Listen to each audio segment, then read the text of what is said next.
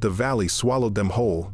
Lieutenant Commander Derek Harrison pressed his body against the jagged rock face, feeling the heat of incoming rounds chew through the air inches from his skull. The tactical operation had been textbook perfect until 3 minutes ago. Extract the hostage, exfiltrate through the mountain pass, rendezvous with the extraction bird at coordinates Delta 7.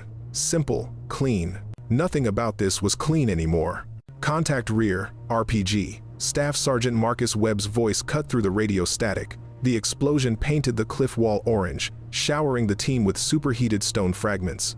Harrison tasted copper and dust, his ears ringing from the concussive blast that had just vaporized their rear security position. The hostage, a CIA asset named Patterson, trembled beside him, zip-tied hands pressed against his face. Blood seeped through Harrison's tactical glove, where shrapnel had opened his palm to the bone. He ignored it. Pain was a luxury they couldn't afford. Tango count? Harrison barked into his headset. I've got at least 40 hostiles, sir. No, wait. Webb's transmission dissolved into weapons fire. Make that 60. They keep coming over the ridgeline. 60. They'd expected 12. The insertion intel had been solid. A small enemy patrol guarding a single compound. 8 operators against 12 tangos was acceptable odds for SEAL Team 5. But this wasn't 12 anymore. This was a prepared response. A coordinated ambush that had materialized from the mountain itself. Harrison risked a glance over the boulder. His blood went cold. The valley floor writhed with enemy movement. Technical vehicles mounted with heavy machine guns. Mortar teams establishing firing positions. Organized squad movements with overlapping fields of fire. This wasn't a patrol stumbling onto American operators. This was a trap that had been waiting with its jaws open. Viper 6 to Overwatch. We are heavily engaged. Request immediate air support. Over. Harrison's voice remained steady despite the chaos erupting around him. Training took over when rational thought failed. Static. Overwatch, do you copy? We need close air support at our position, now. More static than a broken transmission. Viper 6. Overwatch is. SAM systems active. Bird is. Negative on support. Say again. Negative. The radio went dead. Petty Officer Jake Morrison appeared beside Harrison, his face streaked with blood and powder residue. Sir, Rodriguez is hit bad. Femoral artery. Caldwell's doing what he can, but he didn't finish. They both knew what a severed femoral meant without immediate surgical intervention. Fall back to position Bravo, Harrison ordered. Tight formation, cover movement. They moved as they'd trained, each operator covering his teammate's displacement. But position Bravo offered little improvement, just a slight depression in the valley floor, surrounded by sparse boulders. Tactically, it was a coffin with a view. Enemy fire intensified. Bullets cracked overhead with the distinctive snap of rounds breaking the sound barrier. Harrison watched his ammunition indicator drop, 23 rounds remaining. He'd already gone through 4 magazines. Petty Officer Sarah Caldwell worked frantically on Rodriguez, her hands slick with blood.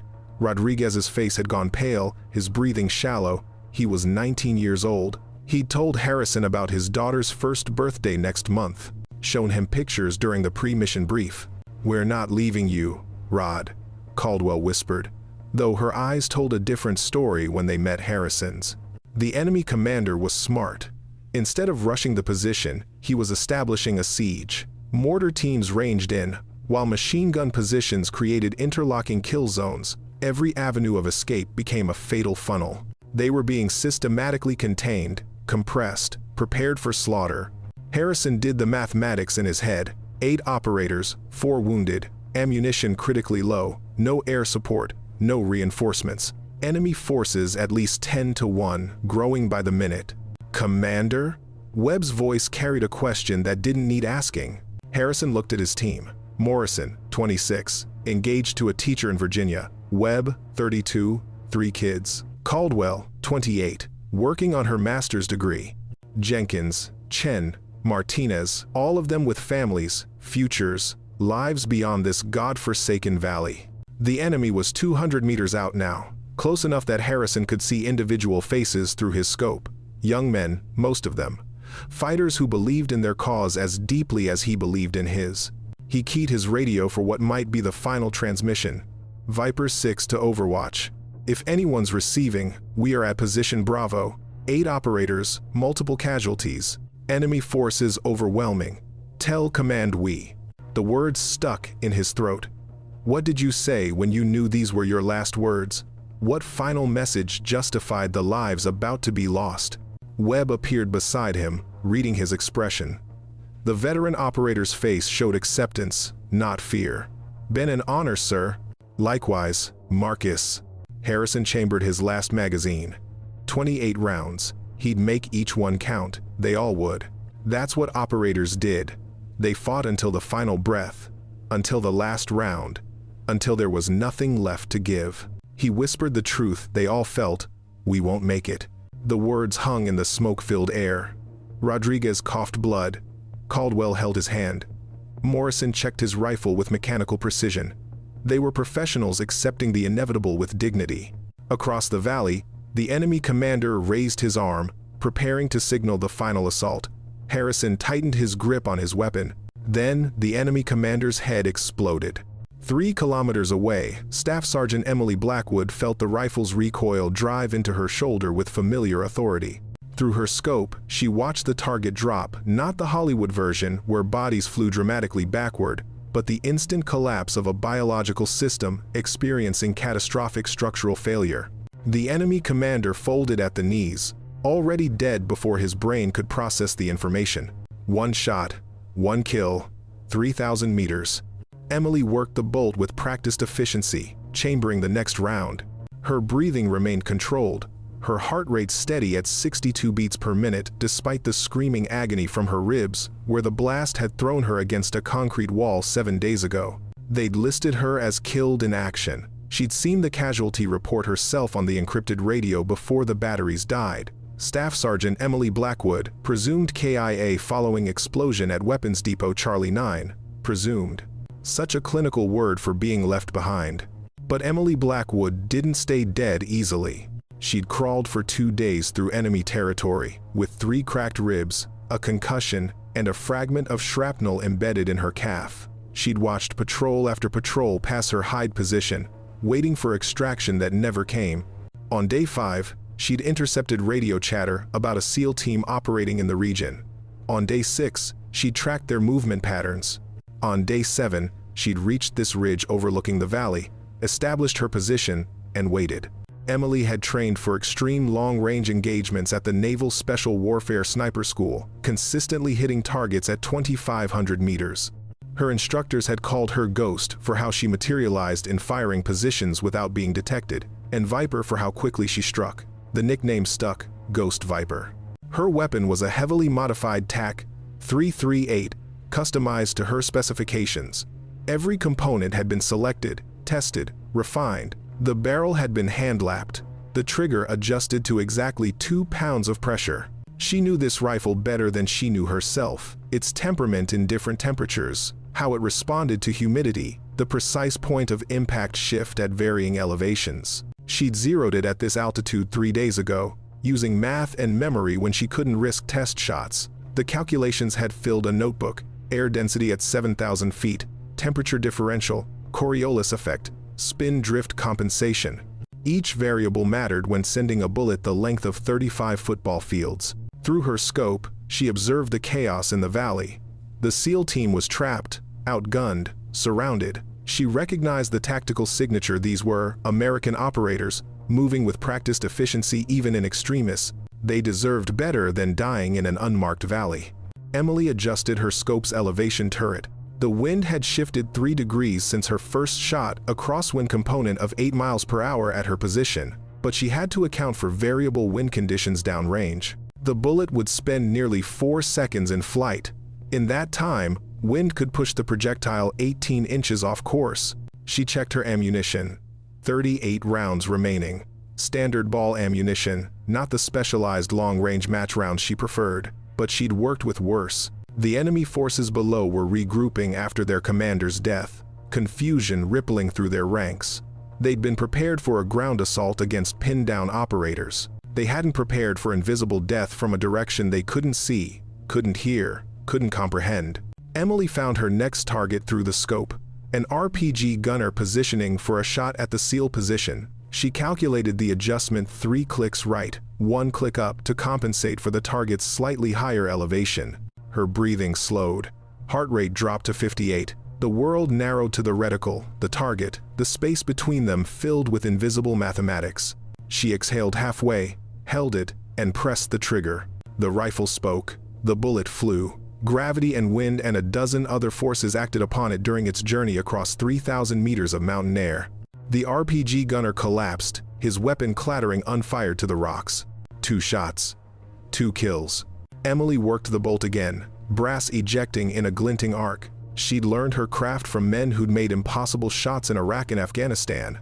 Instructors who'd taught her that extreme long-range shooting wasn't about luck or magic. It was about physics, discipline, and the absolute conviction that the bullet would go exactly where she sent it. But there was something else too, something the instructors couldn't teach, an intuition, a sense of how the rifle would behave, how the wind would push, how the target would move. It came from 10,000 hours behind the scope, from shots taken in heat and cold, in rain and dust, in conditions that would make most shooters pack their equipment and find cover.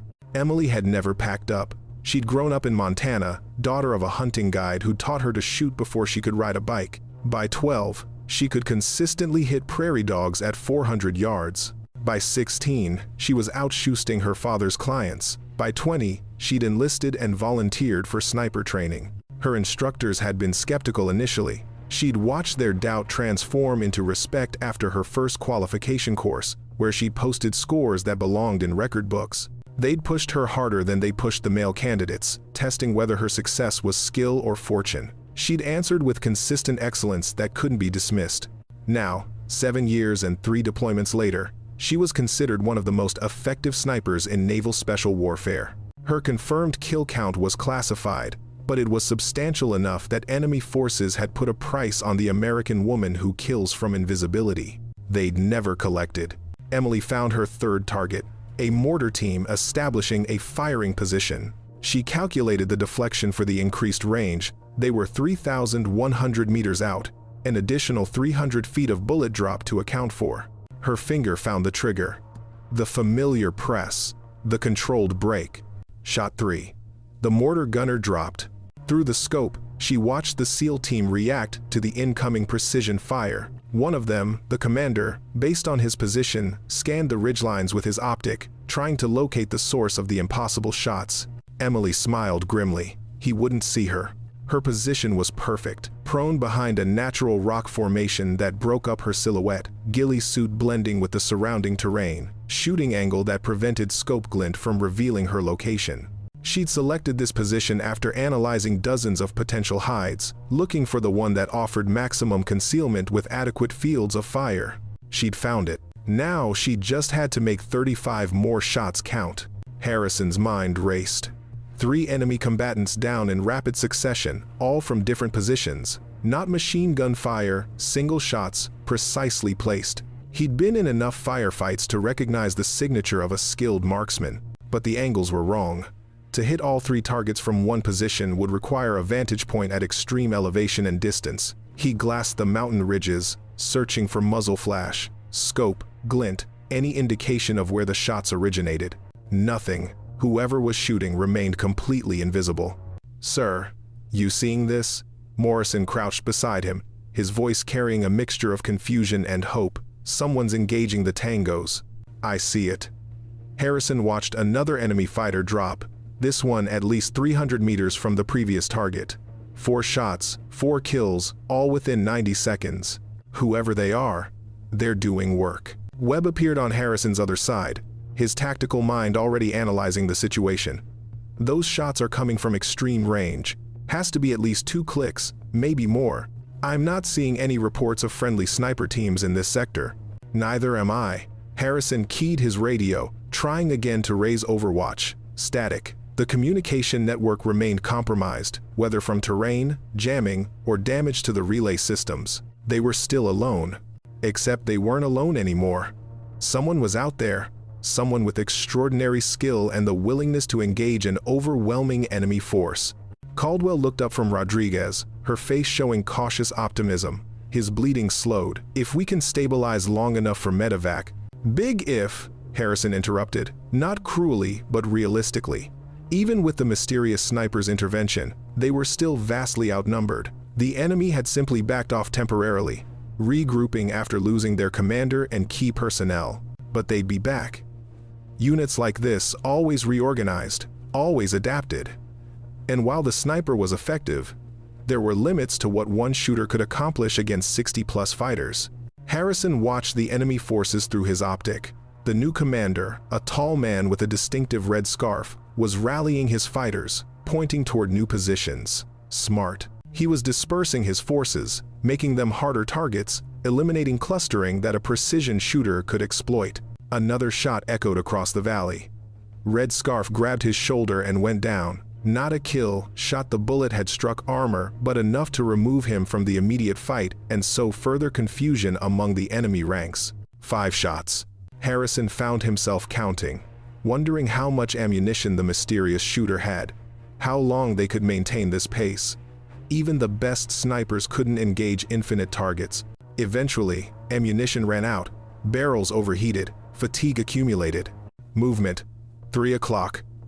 Chen's warning came a split second before the RPG round screamed toward their position. Harrison threw himself behind the boulder as the rocket detonated 10 meters away, the blast wave washing over them with crushing force. His ears rang. Dust and smoke obscured everything. Through the haze, he saw enemy fighters advancing under the cover of the explosion, using the confusion to close distance. Harrison brought his rifle up, finger finding the trigger.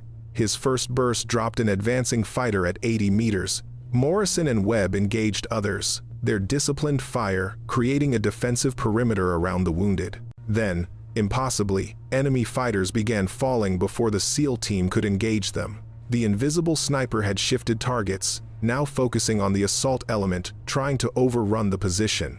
Each shot arrived with mechanical precision, removing fighters from the battlefield with clinical efficiency. 7 shots. 8. 9.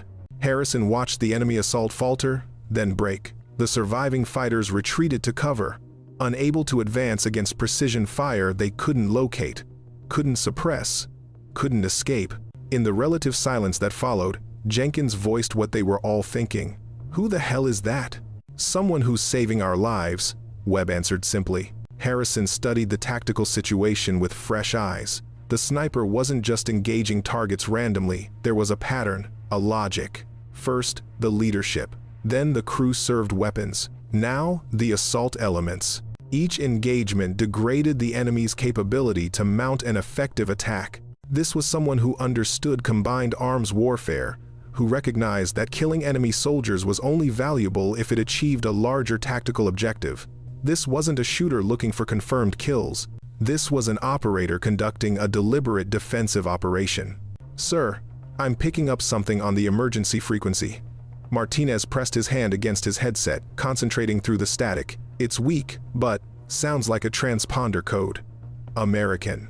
Harrison's breath caught. Every American operator carried a personal locator beacon with a unique identification code. "Can you read it?" Martinez adjusted frequencies, filtering through interference. His face went pale. "Sir, the code identifies as Staff Sergeant Emily Blackwood." The name hit Harrison like a physical blow. He knew that name. Everyone in Special Operations knew that name. Ghost Viper, one of the most decorated snipers in naval special warfare. Confirmed Kia 7 days ago during the explosion at the weapons depot. "That's impossible," Webb breathed. "Blackwood's dead. I saw the casualty report myself." "Her transponder is active," Martinez insisted. "And unless someone else is using her code."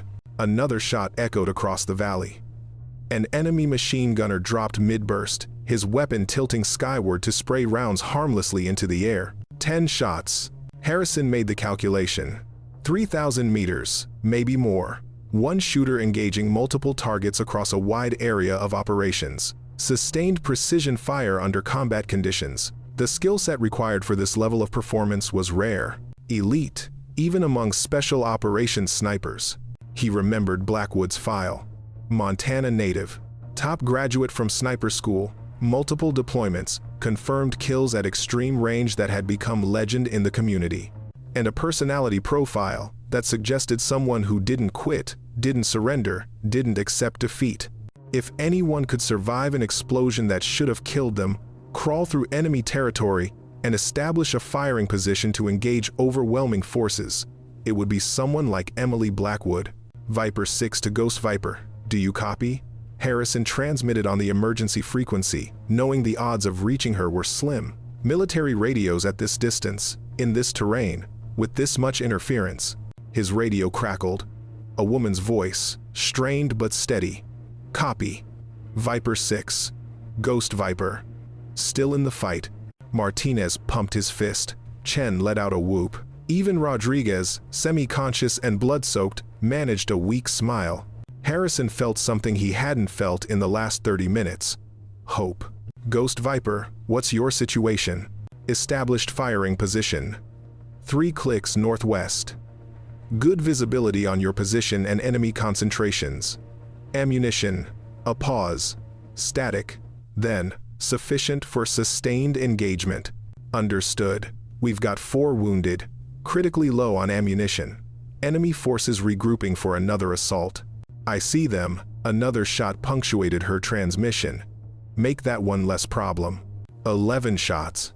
Harrison made a decision. With Blackwood providing precision overwatch, they had a chance. Small, but real. Ghost Viper, we're going to attempt to consolidate our position and prepare for medevac. Can you keep them off us? That's the plan, Commander. But be advised, they're getting smart. Dispersing, using hard cover. This gets harder now. How many rounds do you have? A longer pause this time. When Blackwood answered, Harrison heard the weight behind the words, enough. It wasn't a number, it was a promise. Emily's world had contracted to the size of her scope's reticle. Everything else ceased to exist. Pain, fatigue, the uncomfortable press of rocks against her ribs. There was only the mathematics of death delivered across 3,000 meters of mountain air. Shot 12, enemy spotter attempting to locate her position. The round took him through the chest as he raised his binoculars. He'd been clever, using rocks for concealment while scanning the ridgelines. Not clever enough. Shot 13, a radio operator coordinating troop movements. The bullet struck his radio first, the secondary fragmentation taking him down. 2 threats eliminated with 1 round. Emily worked a bolt mechanism, brass ejecting in a practiced rhythm that had become as natural as breathing. Each shot required immediate follow-through analysis. Wind speed changes, target dispersion patterns, ammunition remaining. 26 rounds left. The enemy commander, the second one, after she'd eliminated the first, was adapting. Smart. He'd stopped clustering his forces, stopped creating target-rich environments. His fighters now moved in pairs or alone, using terrain to mask their movements, never exposing themselves for more than a few seconds. This is where experience mattered. Amateur shooters needed perfect setups, stationary targets, clear sight lines, ideal conditions. Professional snipers created opportunities where none existed. Emily tracked a fighter moving behind a rock outcropping. She couldn't see him directly, but she could see his shadow cast by the afternoon sun. She calculated his position based on shadow length and angle, then compensated for the thickness of the rock, providing his concealment. The bullet penetrated 18 inches of sedimentary stone before finding flesh. Shot 14. Her spotter, she was working alone, which violated every protocol, would have called that shot reckless. Rocks deflected bullets, altered trajectories, transformed precision shots into wasted ammunition.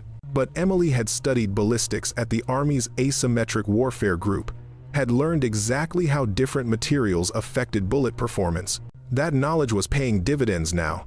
Below, the SEAL team was repositioning, using the suppressive effect of her fire to improve their tactical situation. She watched their leader, the lieutenant commander whose voice had carried that resigned acceptance just minutes ago, now directing his team with renewed purpose.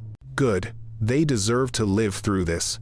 Emily shifted targets, finding an enemy mortar team trying to establish a new firing position. The crew was being cautious, moving the heavy weapon in stages, never exposing more than 1 person at a time. She waited. Patience was the sniper's greatest weapon. Rushed shots missed. Missed shots wasted ammunition. Wasted ammunition meant dead friendlies. The mortar gunner made his mistake. For 3 seconds, he exposed himself while adjusting the weapon's elevation. 3 seconds at 3,000 meters. Most shooters would have hesitated, doubted, let the moment pass. Emily pressed the trigger. Shot 15. The physics were elegant in their brutality.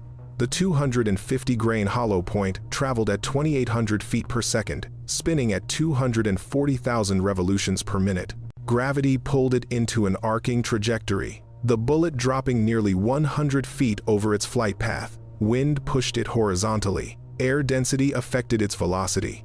But Emily's calculations had accounted for all of it. The bullet arrived exactly where she'd sent it. The mortar team abandoned their weapon and scattered. Another threat neutralized. Her shoulder ached from the rifle's recoil, each shot driving the buttstock into flesh already bruised and battered. Her right eye watered from staring through the scope. Her trigger finger had gone slightly numb from repeated pressure. She ignored all of it. Pain was temporary. Death was permanent. Shot 16. Enemy machine gunner trying to establish a support position. The PKM machine gun had an effective range of 1,500 meters if he got it operational. He could suppress the SEAL team while others maneuvered. Emily didn't let him complete the setup. Shot 17. His assistant gunner, reaching for the weapon. The enemy adapted again. They began using smoke grenades, creating visual barriers that obscured her sightlines. Through the scope, Emily watched gray-white clouds bloom across the valley floor. Clever. Smoke-degraded optical systems, created false targets, made precise shooting nearly impossible. Nearly. Emily switched her scope to thermal imaging. The modification had cost her 3 months' salary and violated several equipment regulations. She didn't care. Unauthorized gear that kept you alive was better than authorized gear that didn't. Through the thermal optic, the smoke became translucent. Heat signatures appeared as bright spots against cooler backgrounds. She tracked enemy movement through the artificial fog they created to protect themselves. Shot 18. A fighter moving through smoke, believing himself invisible. The thermal bloom of his body heat betrayed him. Shot 19. Another 10 meters from the first. The smoke cleared. The enemy forces had learned that their countermeasure had failed, though they couldn't understand how. That was the problem with fighting against superior technology, and training your adaptations only worked until the opponent revealed another advantage. Emily checked her ammunition. 20 rounds remaining. Below, the SEAL team had successfully consolidated their position. One of them, a female operator, Emily noted with professional respect, was working on a wounded teammate, her movements efficient despite the chaos. Another was attempting to repair their radio equipment, trying to call for extraction. They needed more time. Time she could buy with bullets. Shot 20. An enemy-designated marksman who'd been trying to counter-snipe. He'd been clever, firing from different positions to avoid pattern recognition. But his rifle's muzzle flash had been consistent, slightly larger than standard, indicating a weapon with a longer barrel. Emily had tracked him through 3 positions. When he settled behind a rock to take his next shot, she was already aimed at the small gap he'd have to expose himself through. He never got his shot off. 21 shots, 18 rounds remaining. The mathematics were becoming uncomfortable. If the enemy pressed their numerical advantage, if they coordinated a multi-axis assault, she couldn't engage every threat. Eventually, some would reach the SEAL position. But she'd trained for impossible situations. Her instructors had called it managing the tactical overmatch, the art of using limited resources to achieve disproportionate effects. Emily began engaging targets in a specific sequence. Crew-served weapons first, leadership second, assault elements third. Each shot was chosen not for opportunity, but for maximum tactical impact. She was conducting a battle with bullets, each one a chess piece, removing enemy capabilities from the board. Shot 22. RPG gunner. Shot 23. His loader, preventing the weapon from being immediately re-employed. Shot 24. A commander rallying fighters for an assault, his pointing arm making him identifiable. 15 rounds left. The enemy was learning, but they were learning too slowly. By the time they understood one tactic, Emily had shifted to another. By the time they adapted to her target selection, she'd changed her engagement priorities. This was what separated adequate snipers from exceptional ones. The ability to think 3 moves ahead, to see the battlefield not as it was, but as it would be. Shot 25. A fighter carrying additional RPG rockets. The rounds detonated when the bullets struck them, the secondary explosion eliminating 3 additional fighters who'd been positioned too close. 1 shot, 4 casualties. Sometimes luck favored the prepared. 14 rounds remaining. Emily allowed herself a momentary assessment. She'd been shooting for 17 minutes continuously. Her heart rate had crept up to 70 beats per minute from the sustained stress. Her hands showed a fine tremor from fatigue and adrenaline. She forced herself to slow down, breathe, reset. A tired shooter was a sloppy shooter. A sloppy shooter was a dead operator and a failed mission. 4 breaths, heart rate dropping back to 62, hands steadying, better. Through the scope, she watched the SEAL team. They'd stabilized their wounded, established a defensive perimeter, and maintained tactical discipline despite their desperate situation. These were professionals who deserved professional support. Emily found her next target, an enemy officer attempting to coordinate an assault on the SEAL position using hand signals to avoid radio interception. She sent him a message written in copper and lead. Shot 26.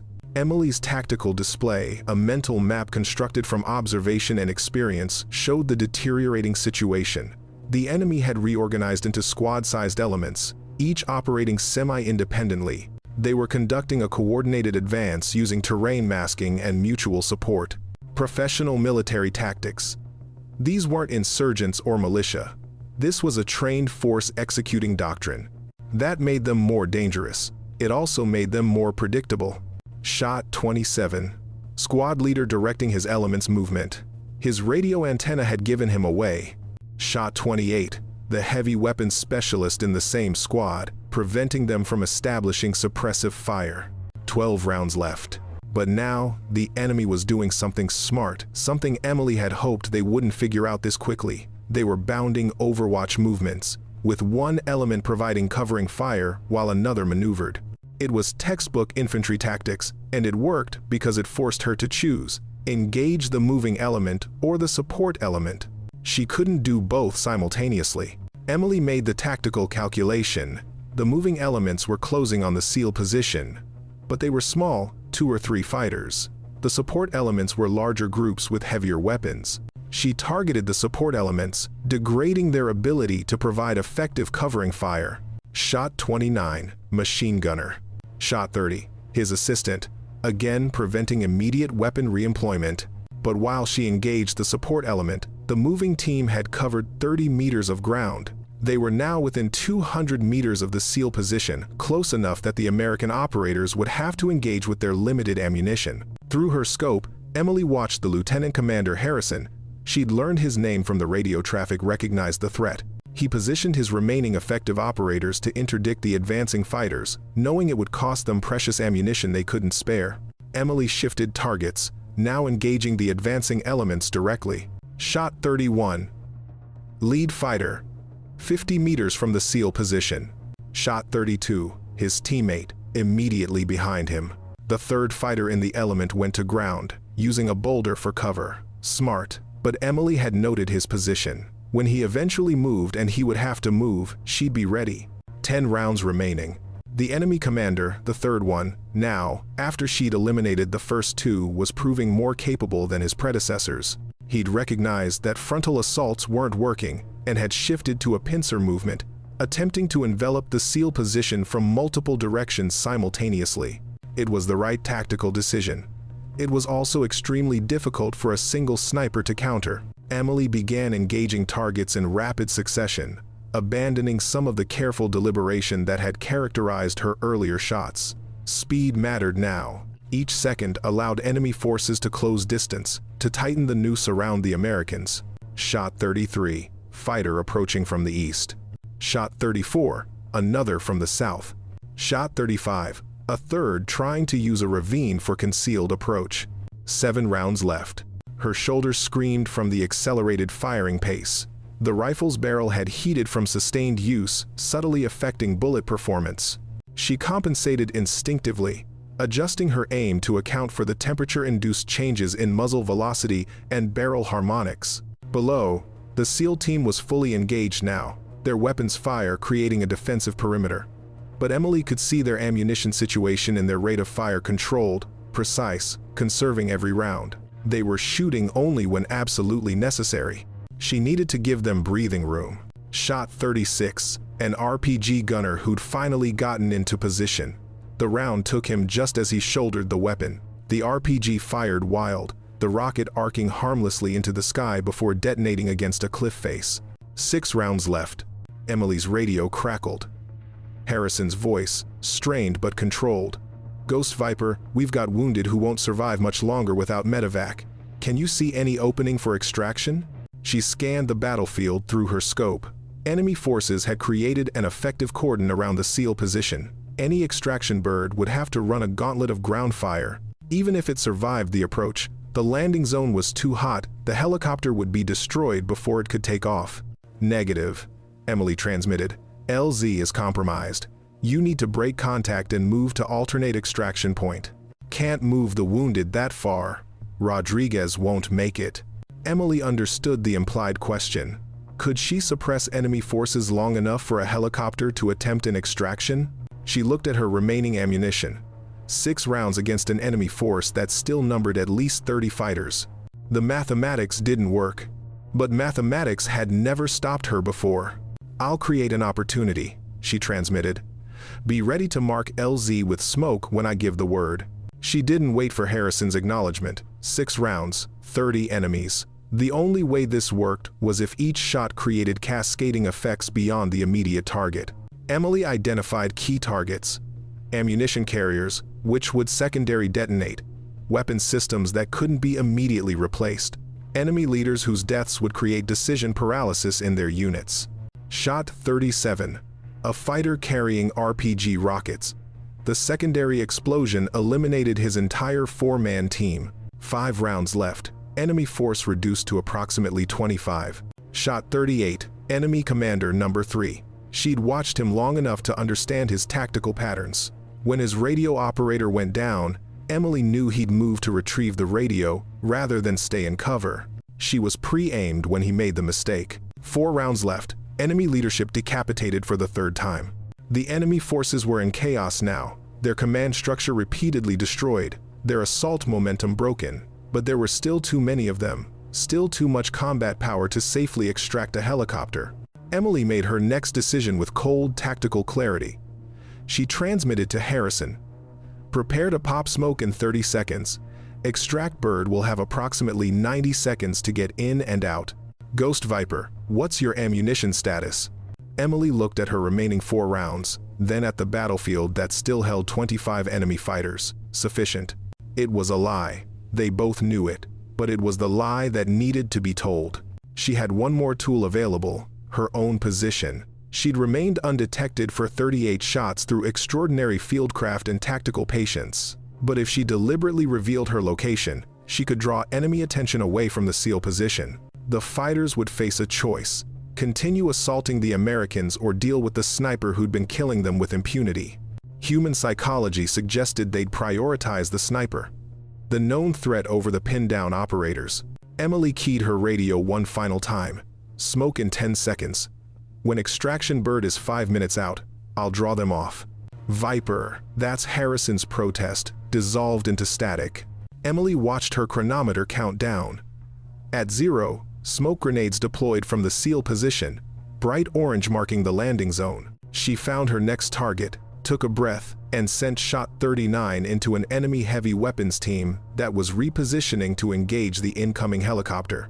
Then she did something she'd never done in her entire career as a sniper. She fired a round directly into the air, no target, no tactical purpose except to create a muzzle flash visible across the valley. The enemy forces saw it. After 39 shots from an invisible ghost, they finally had a target they could see, could attack, could destroy. Every fighter on that battlefield turned toward her position. Emily smiled grimly and chambered her 40th round. "Come get me." Emily had approximately 4 minutes before they reached her.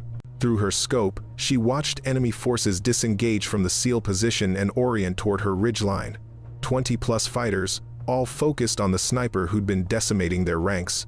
It was tactical fury, made manifest the primitive need to destroy the threat that had been killing them from invisibility. She'd achieved her objective. The SEAL position was no longer the primary target. The extraction helicopter would have its window. Now she just had to survive what came next. 3 rounds remaining in her primary weapon. Her sidearm, a Sig Sauer P-226, had 2 magazines, 15 rounds per magazine, 30 rounds total against 20 enemies climbing toward her position. And unlike her precision engagement from 3,000 meters, this would be close-quarters combat on terrain that favored the attackers. The math wasn't encouraging. Emily conducted a rapid tactical assessment of her position. She'd chosen this location for its visibility and concealment, not for its defensibility. The approach from below offered multiple covered routes. The rock formations that had hidden her so effectively would now channel her movement, limit her options. She had 2 advantages: elevation and knowledge of terrain. She'd spent 3 days observing this area, noting every rock, every gap, every approach route. The enemy was climbing into unfamiliar ground. That would have to be enough. Emily placed her remaining 3 rifle rounds in a line on the rock beside her, visible, accessible, no fumbling when seconds mattered. She transferred 2 fragmentation grenades from her vest to her jacket pockets, drew her sidearm and press-checked it, confirming a round chambered. The radio crackled. Harrison's voice, urgent. "Ghost Viper, extraction bird is 3 minutes out. What's your situation?" "Engaged," Emily transmitted simply, no point elaborating. Harrison was a professional. He'd understand what that meant. "Can you make it to alternate extraction point Delta 4? Emily looked at the map in her mind. Delta 4 was 800 meters northeast, down the backside of the ridge. Possible, if she had 10 minutes and wasn't being pursued by 20 fighters who wanted her dead. Negative. Complete your extraction. I'll manage. Viper, we're not leaving." "That's an order, Commander." Emily cut the transmission. She had no authority to give orders to a SEAL team commander, but Harrison would respect the intent even if he questioned the legality.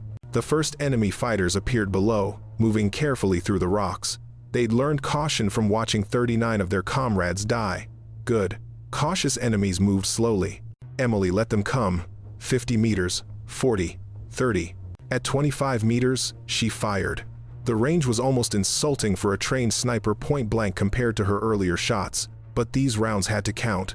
No room for misses. The first fighter dropped. His companions scattered, but one was a fraction too slow. Emily's second shot took him through the chest.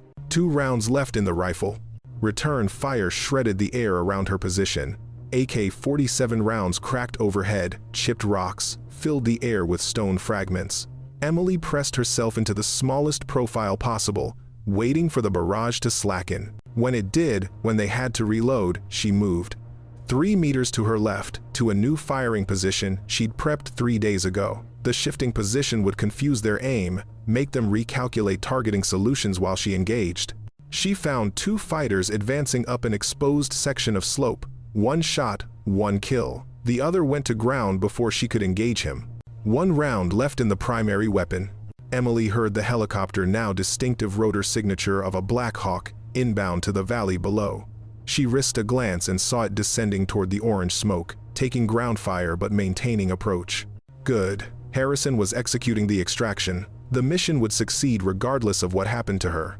That thought should have been comforting. Instead, it just made her angry. She'd survived 7 days behind enemy lines through sheer, stubborn refusal to quit. She'd be damned if she died now.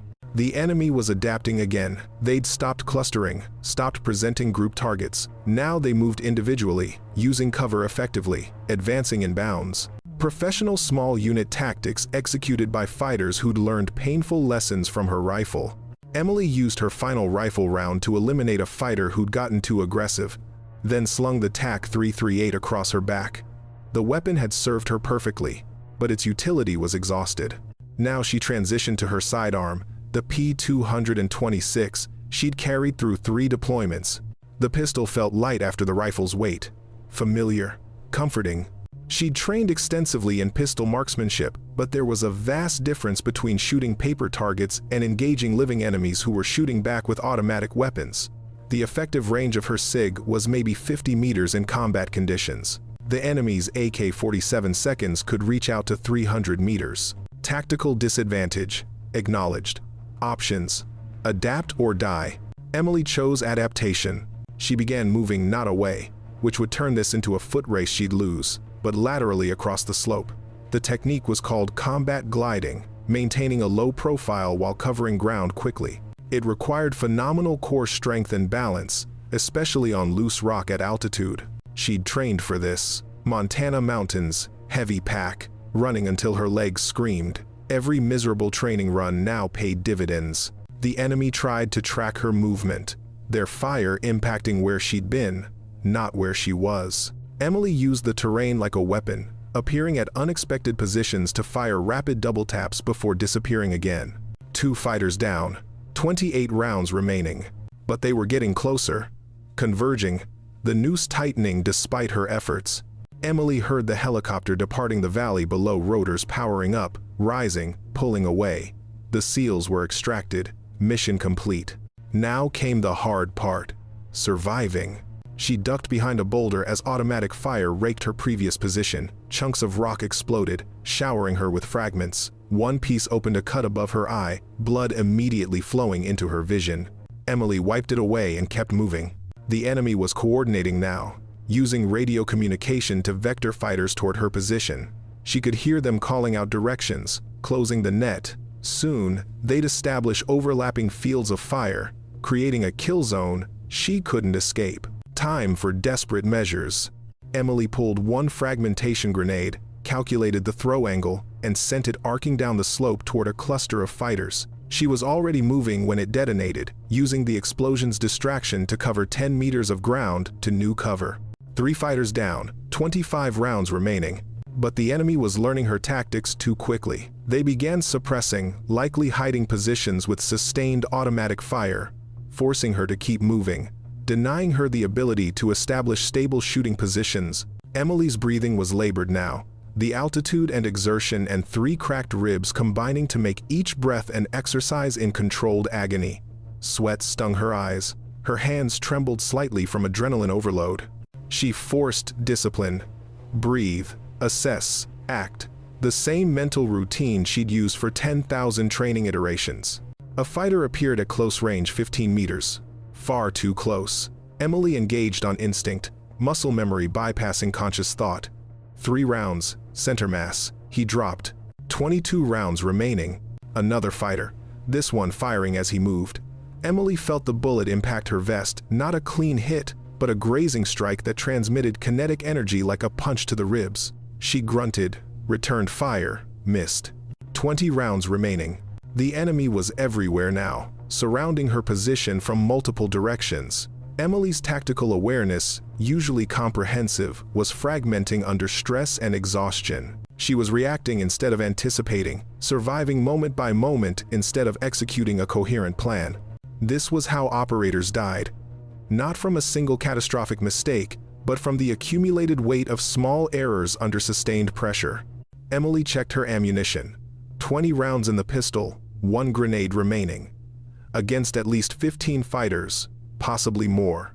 She keyed her radio one final time, not expecting response, not even sure why she was transmitting. Ghost Viper, to any friendly, I'm compromised. Position approximately 3 clicks northwest of LZ. If anyone's listening, static. Then, impossibly, Harrison's voice, Ghost Viper, Viper 6. We're not leaving you. Extraction bird is inbound to your position. Can you mark with smoke? Emily almost laughed. Smoke would just mark my position for every fighter trying to kill me. We're tracking your position by radio signal. Bird is 2 minutes out. Can you hold that long? 2 minutes, 120 seconds. Emily looked at her remaining ammunition, at the enemy forces closing in, at the blood running into her eyes and the pain screaming from her ribs. Yeah, she transmitted. I can hold. It was probably a lie, but it was the lie that needed to be told. She chambered a fresh magazine, took a breath, and prepared to fight for 2 more minutes. The Black Hawk came in low and fast, using terrain masking to hide its approach until the last possible moment. Emily heard it before she saw it rotor wash, echoing off the canyon walls, growing louder with each second. The enemy heard it too. For a critical moment, their attention split between the sniper who'd been killing them and the helicopter that represented a new threat. In combat, divided attention meant divided fire. Divided fire meant survival opportunities. Emily exploited the momentary confusion. She rose from cover and engaged 3 targets in rapid succession, fighters who'd been advancing on her position but had turned to track the helicopter's approach. They died before they could reorient. 17 rounds remaining.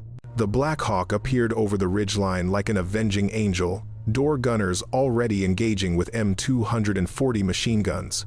The 7.62mm rounds tore into enemy positions with devastating effect, suppressing return fire, breaking up the coordinated assault that had been collapsing around Emily. Through the rotor wash and weapons fire, she heard Harrison's voice over the radio. "Ghost Viper, LZ is 30 meters to your northeast. Can you make it?" Emily assessed the distance. 30 meters of open ground between her current cover and the makeshift landing zone. 30 meters under fire from fighters who'd watched their friends die by her hand. "Moving," she transmitted.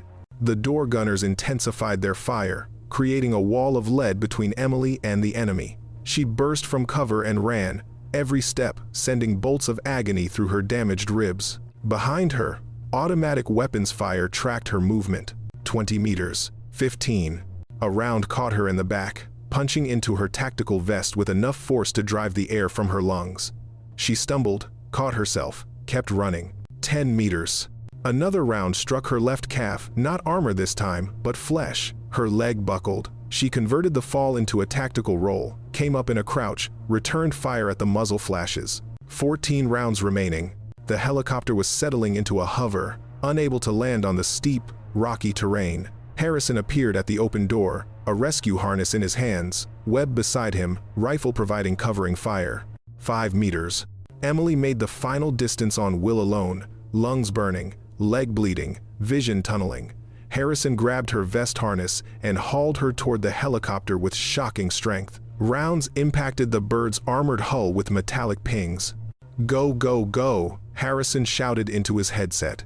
The pilot needed no encouragement. The Black Hawk surged upward even as Harrison pulled Emily into the crew compartment. Enemy tracers followed their ascent, green streaks against the darkening sky. Emily collapsed onto the metal floor, chest heaving, blood pooling beneath her wounded leg. Caldwell was there instantly, trauma kit already open, hands moving with practiced efficiency to assess damage. "You're hit. Where else?" Caldwell's voice was professional, calm despite the chaos. "Ribs. Broken before this. Vest took one in the back. Leg is new." Emily's words came in gasps, the adrenaline crash hitting her system like a narcotic. Harrison crouched beside her, his face showing emotions he probably didn't intend. Relief, respect, something approaching awe. "You just saved 8 operators against impossible odds. With a rifle. 39 shots, Emily managed. Plus, whatever I spent on the ground."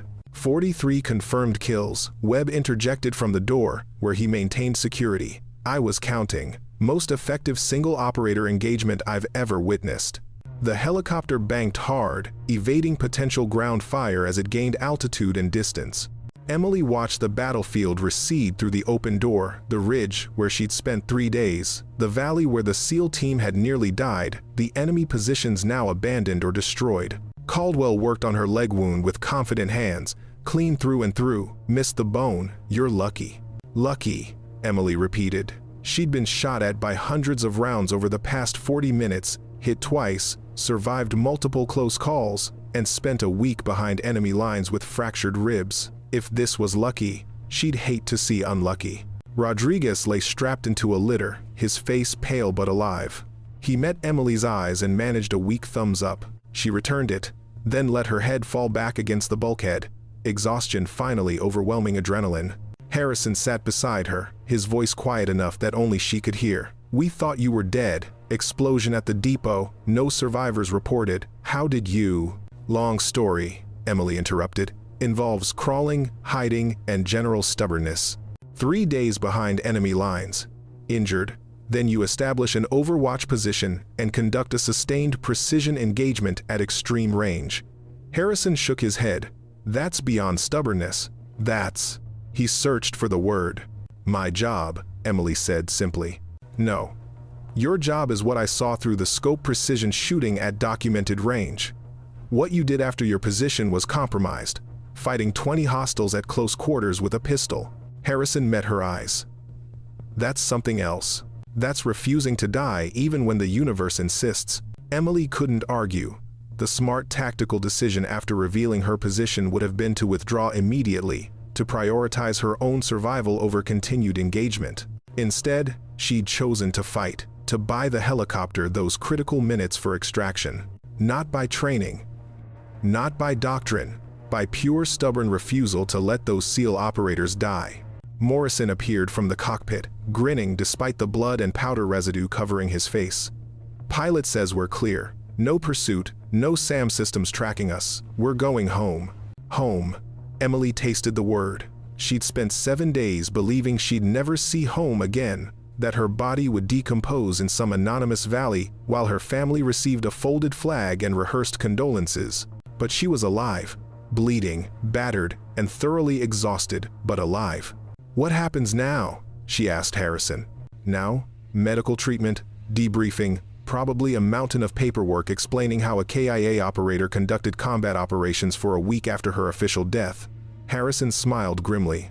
"Then I personally ensure you receive every commendation this operation justifies, starting with recommending you for the Navy Cross."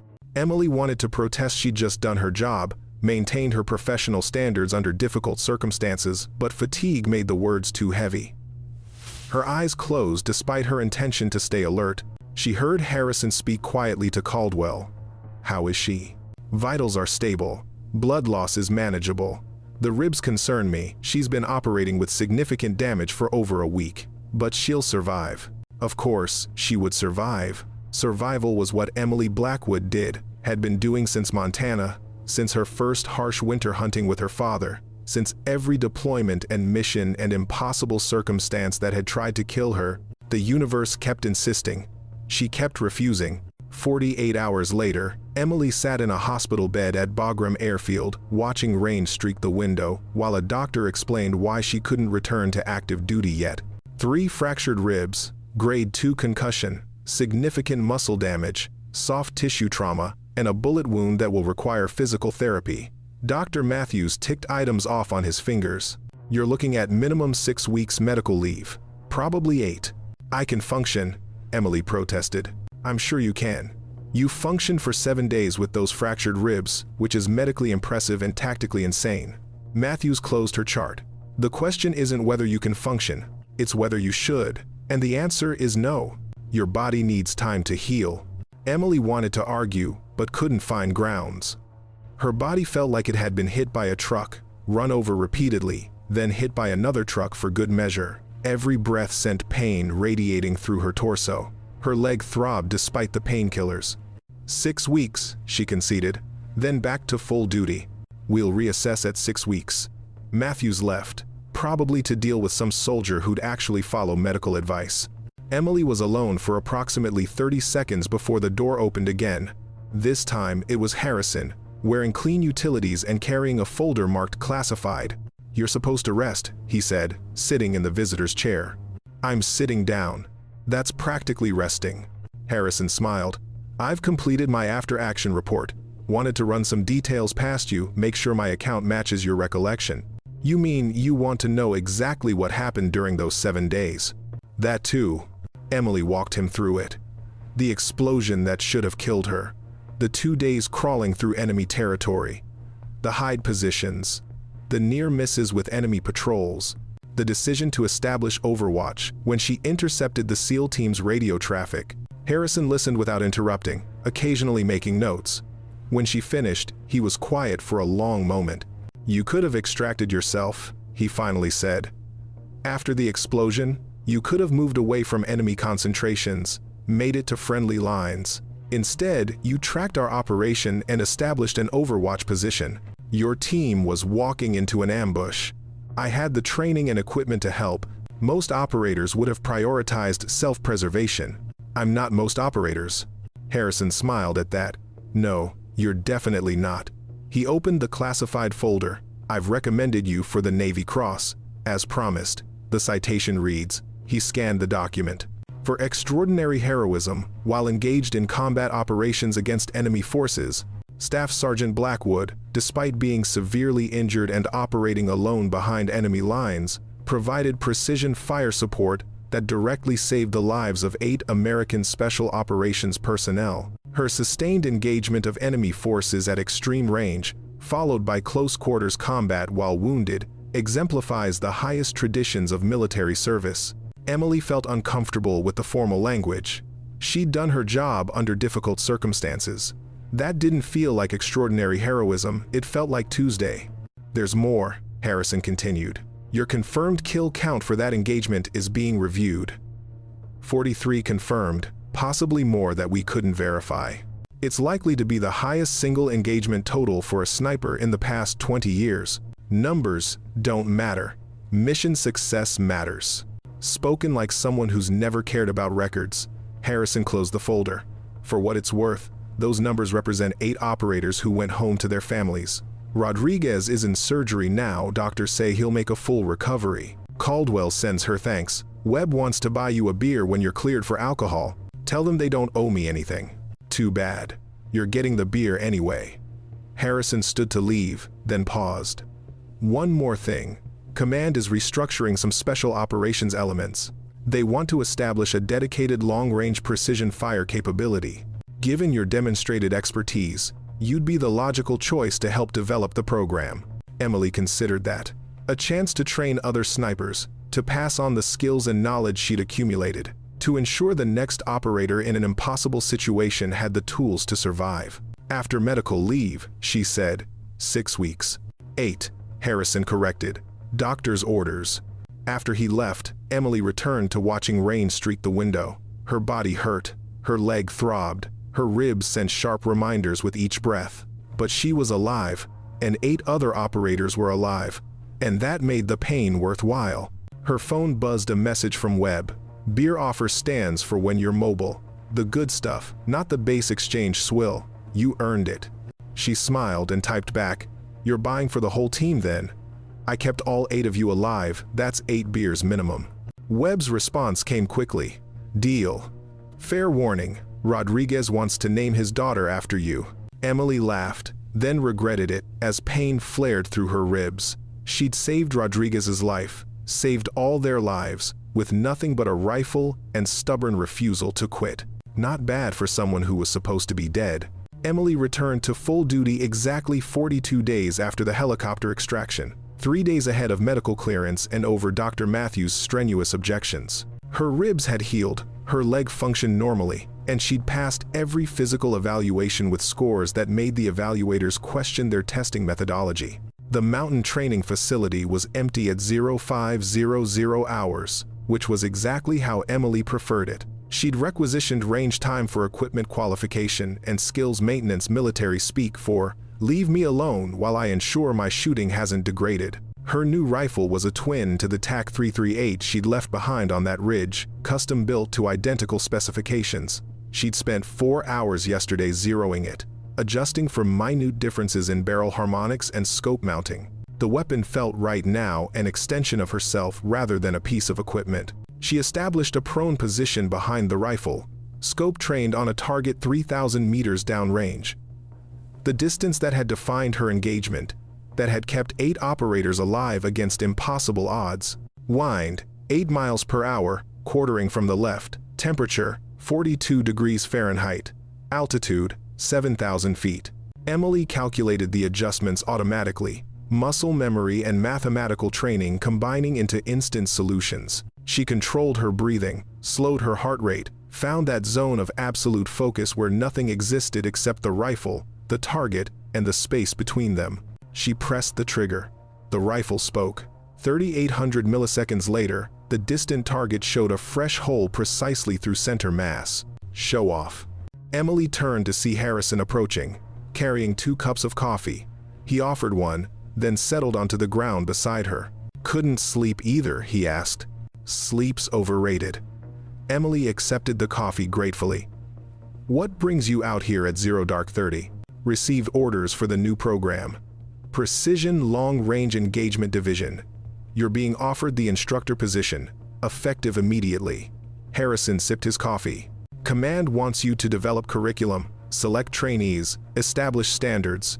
Essentially, they want you to create more snipers who can do what you did. No one can teach what I did." The situation was unique. The situation was desperate, and you adapted. That's teachable, not the specific techniques, but the mindset. The refusal to accept tactical defeat, even when mathematics suggests it's inevitable. Emily thought about that. She'd learned her craft from instructors who'd emphasized fundamentals, marksmanship, fieldcraft, tactics. But the most important lesson had come from her father, teaching her to hunt in Montana winters. When conditions are hardest, when everything says to quit, that's when character matters most. "I'll need complete authority over candidate selection," she said. "No social promotions, no command favorites, only shooters who demonstrate both technical proficiency and mental toughness." "Granted, and I want access to the Army's asymmetric warfare research, new ballistics data, equipment developments, tactical innovations. I'll make it happen." Emily looked downrange at the target, bearing her last shot. 3,000 meters. The distance that had separated death from survival, defeat from victory. 8 operators had lived because she'd refused to accept the mathematics that said they should die. "When do I start?" "Monday. But first." Harrison pulled a small box from his pocket. Inside was a medal, the Navy Cross, bronze star with Combat V device, suspended from distinctive blue and white ribbon. "This is yours. Ceremony's scheduled for next week, but I thought you might want to see it first." Emily stared at the medal. She'd seen others wearing them, heroes who'd charged machine gun nests, who'd rescued wounded teammates under fire, who'd performed acts of valor that belonged in history books. She'd just been a sniper doing her job. "I don't feel like I earned this," she admitted quietly. "You saved 8 lives against overwhelming odds while severely injured and operating alone. If that doesn't earn valor recognition, nothing does." Harrison closed the box and handed it to her. "The ceremony will be formal, full dress, command presence, probably media coverage. Fair warning, you're about to become famous. I prefer invisible." "Too late for that. Ghost Viper isn't a ghost anymore." Harrison stood, brushing dust from his utilities. The story's already spreading. 1 shooter, 39 precision shots at 3,000 meters, followed by close quarters combat against superior numbers. It's the kind of action that becomes legend. Emily wanted to protest that legends were exaggerated, that reality was always messier than stories suggested. But she remembered the moment when Harrison had whispered, "We won't make it," remembered the resignation in his voice when he believed death was certain. She'd changed that certainty with a rifle. 39 shots that had rewritten what everyone believed was possible. Maybe that was worth remembering. "Monday," she confirmed. "I'll start building the program." Harrison nodded and walked away, leaving Emily alone with her rifle and her thoughts. She chambered another round, found her target, calculated the solution. 3,000 meters. An impossible shot for most shooters. But not for her, not anymore. She pressed the trigger and sent another message downrange, written in copper and lead. "Impossible is just mathematics that hasn't been properly calculated yet." The mountain training facility had been transformed, where once there'd been empty ranges, now state-of-the-art equipment filled precision shooting positions at distances from 500 to 3,500 meters. Ballistic computers, environmental sensors, custom-built rifles, everything a long-range precision shooter could need. And students. 12 of them, the first class of the Precision Long-Range Engagement Division, selected from hundreds of applicants through Emily's ruthless screening process. She'd rejected candidates with perfect marksmanship scores because they lacked adaptability. She'd accepted shooters with good but not great fundamentals because they demonstrated problem-solving under pressure. Technical skill could be trained. The right mindset was intrinsic. Emily watched from the observation tower as her students engaged targets at 2,800 meters, 6 hits out of 12 shots, respectable for their level of training, but not yet acceptable for operational deployment. "They're improving," Harrison observed. He'd taken to visiting the facility monthly, monitoring the program's development. Today he'd brought another visitor, Admiral Kearney, Naval Special Warfare Command. "They're adequate," Emily corrected. "Adequate gets people killed. They need to be excellent." "You're setting the standard based on your own performance," Kearney noted. "That's a high bar." "It's the right bar. When someone's life depends on your shot, adequate isn't good enough." Kearney smiled. "I've read the after-action reports from your graduates' first deployments. 4 operations, all successful, 0 friendly casualties. Your adequate students are outperforming veteran sniper teams." Emily didn't respond to that. She trained her students to survive first, to shoot second. The marksmanship was a tool. The survival mindset was the foundation. They'd internalized that lesson, and it showed in their operational performance. There's another matter, Kearney continued. We're expanding the program, 6 additional training facilities, 60 new students annually. You've proven the concept works. Who's running the other facilities? Your first-class graduates. They'll train the next generation, who'll train the generation after that. You've created a legacy, Staff Sergeant. Emily considered that.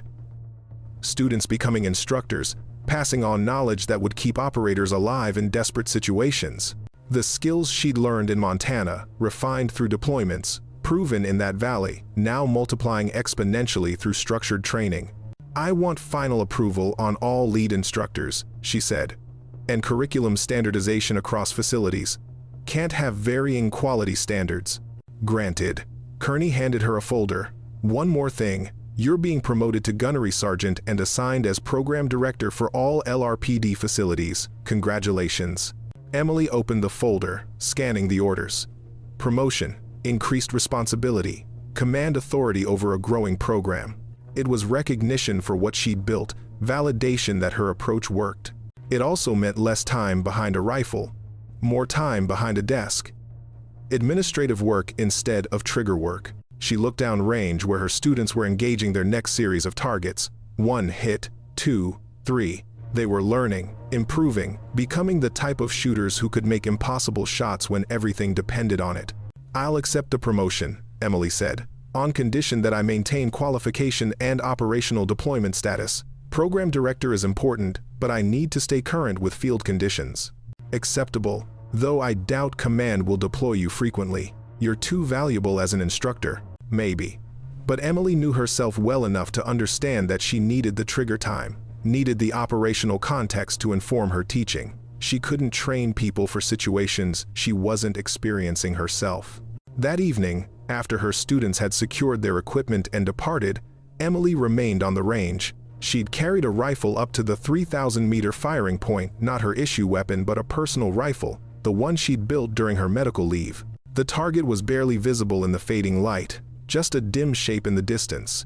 Not an official target, just a steel plate mounted on the hillside as a personal challenge. Emily established her position, calculated the environmental factors, compensated for the failing light that made precise aiming difficult. This wasn't a training exercise with perfect conditions.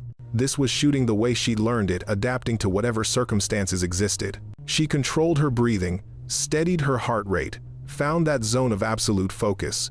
The rifle felt right. The position felt right. The solution felt right. She pressed the trigger. The bullet flew across 3,000 meters of mountain air, fighting gravity and wind and every other force that tried to push it off course. Emily tracked its flight through her scope, watching the trace of its passage. The distant steel plate rang with the impact, dead center. Emily smiled and worked the bolt, chambering a fresh round. 38 more to go, because practice mattered, consistency mattered, and refusing to accept limitations mattered most of all.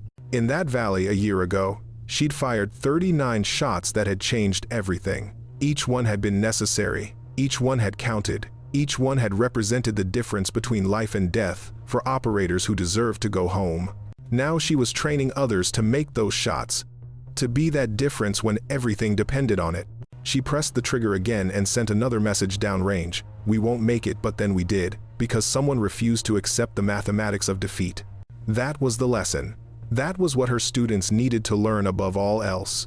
Not how to make impossible shots, but how to be the person who makes them when no one else can. Emily fired her third shot and watched another distant impact. 36 to go. She had all night, and she had a legacy to build one trigger press at a time.